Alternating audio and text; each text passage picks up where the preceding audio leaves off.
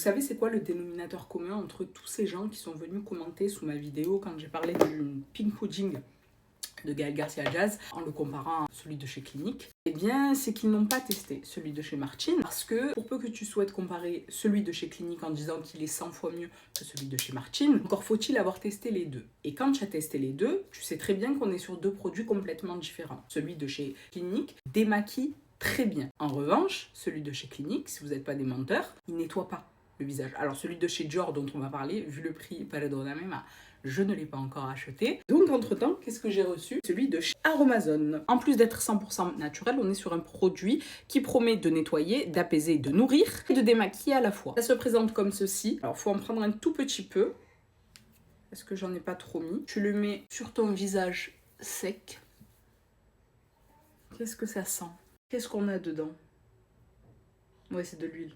Peut-être de l'huile de coco. Et donc, tu vas en mettre de partout. Alors ça, pour les peaux sèches, ça va être incroyable, je sens.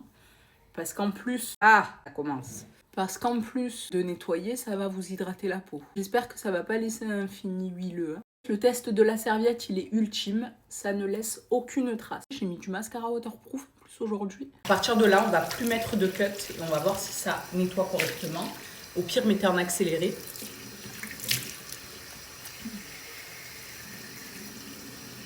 Et en gros, tu mets de l'eau, tu mets la dose, voilà, ça devient du lait. C'est le même principe que Martine. Et apparemment, ça nettoie super bien. On va voir si au niveau des yeux, j'aurais pas dû en mettre plus. On va voir. Waouh! Alors, ça pique pas. Oula, j'ai trop vite parlé.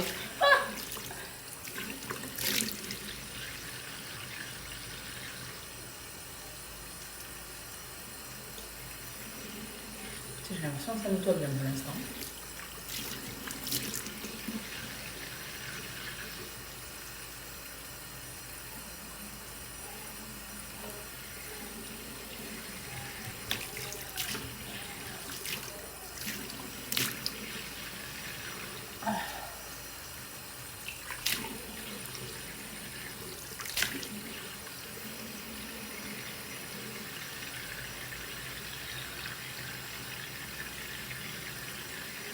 Et le visage, j'ai l'impression que c'est super bien démaquillé. Par contre, le dessous des yeux, est-ce que je vais pas avoir besoin de le repasser? Alors, pour le dessous des yeux, on va mettre ça sur le compte du fait que j'ai mis un mascara waterproof aujourd'hui et c'est pas écrit que ça nettoyait le waterproof. Avec la serviette exprès. Oh, légèrement. Petite tache ici. J'aurais dû faire que le visage, pas du tout toucher le... Attends. On monte là-haut. Ah, un peu quand même. Un peu en haut. Ouais, un peu sur le côté. Je suis pas allée aussi haut. Et le cou, on va voir le cou.